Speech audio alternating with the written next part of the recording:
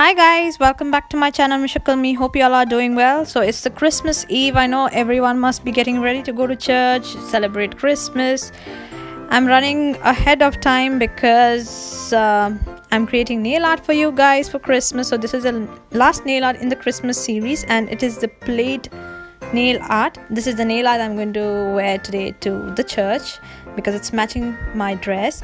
So let's get started.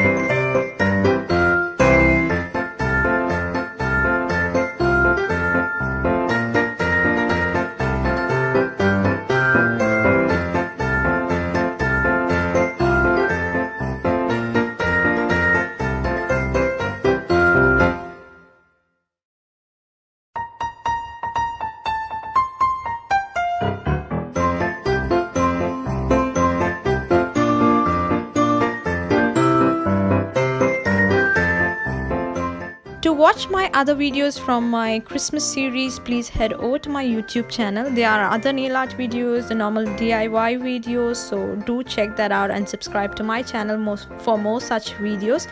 And this is how your final nail art will look like. Easy Plaid nails for Christmas. You can even go with red and green, green on white, red and white, etc. Anything you like.